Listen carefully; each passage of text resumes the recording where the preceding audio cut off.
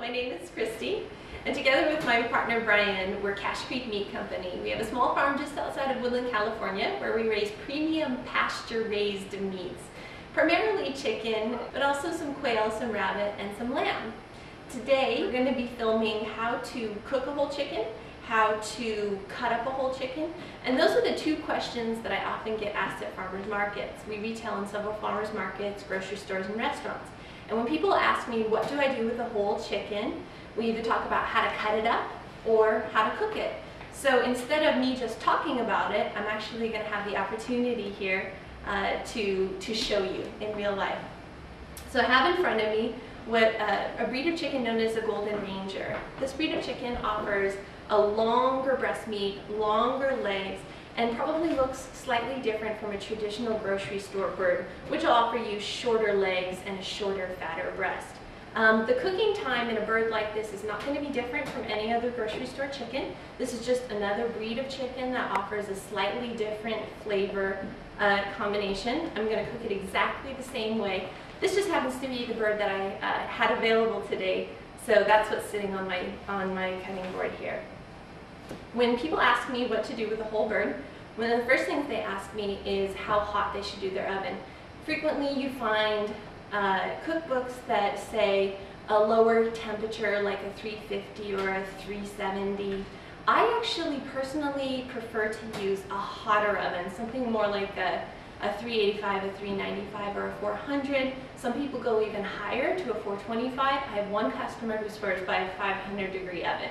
With a hotter oven, even though it sounds counterintuitive, with a hotter oven you're actually going to get a more juicy chicken. And the reason is because the hotter oven will crisp the skin and seal in all the moisture. So that's how you get a juicy chicken, not a dry one, is a hotter oven. So the first thing that I do is I take it out of the package, which I've done here, and I sit it on my cutting board. Then I take a towel and I'm just going to very gently dry it off. You don't want to bruise the chicken. The reason that you're drying off the chicken is because any moisture in the oven will end up smoking it. And you don't want a smoky oven or a smoky chicken unless you're going for a smoky flavor.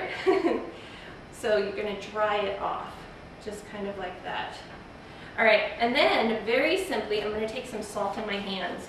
When somebody is first starting out with a roast chicken, if it's their first bird, they've never roasted a chicken before, I do the following recipe. It's a sort of the baseline of chicken cooking. It's salt, it's pepper, and then it's whatever herbs you desire. But really the baseline is salt and pepper. And what I do is I take a bunch of salt in my hand. In this particular case, I'm using a kosher salt, but it doesn't matter what kind of salt you use. You can use any salt.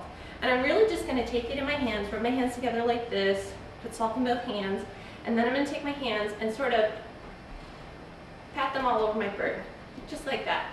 And if I see that the salt is pooling in one area or the other, I'm just going to very gently move it around. I'll flip my bird over, get a little more salt. That was a little too much, so it's either over the shoulder or into the sink like that. Again, I'm going to rub my hands together, just sort of pat it.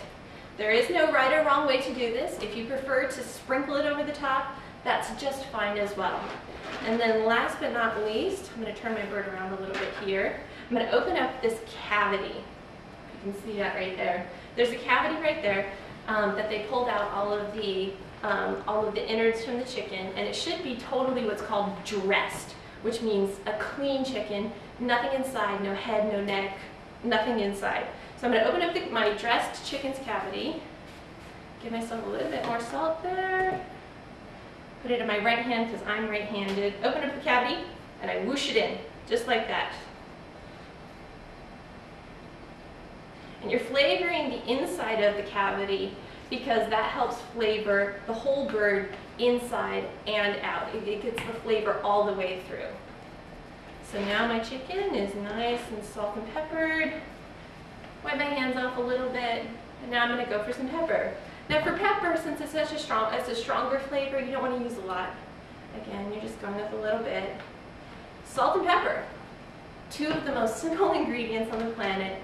Really beautiful pasture-raised chicken, And this is more or less all that it takes to have a really delicious meal that's going to last you probably in the ballpark of 2 or 3 days. Out of a chicken this size, this is about a 4-pound chicken, I can get about 3 days worth of meals. So if you see a whole chicken in the grocery store or at a farmer's market, don't be scared, go for it. The whole chicken gives you the most bang for your buck in terms of how long you'll be able to feed your family. And we've been so trained by the grocery stores to only go for a boneless, skinless breast, as though nothing comes with bones or skin anymore. But this is the real thing. This is a whole bird, totally ready for the oven. If you want to, after you go with a salt and a pepper layer, you can also do something like thyme. Just a little bit of thyme right here. And I could sprinkle it over, or you can touch the chicken. You know, lots of people talk about a rosemary chicken. You can add a little bit of rosemary. It's another great direction to go. And there is no wrong answer. That's one of the great things about cooking chicken. You can do anything. There is no right or wrong way to cook a perfect chicken.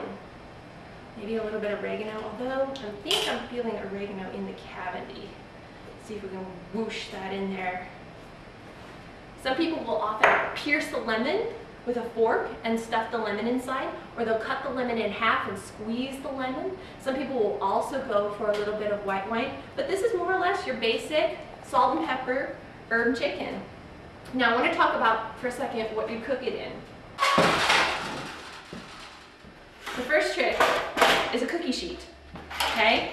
Now it can also be any other pan that's roasting pan side, but you want to start with a pan of some sort that's got an edge to it, so it's going to catch all of your juices. Now this little trick that I use, if you don't have a rack, an actual rack, believe it or not, this is a cookie drying rack. Put in the cookie sheet, and I can put the chicken on top of that, and that works just as well to catch all of my juices.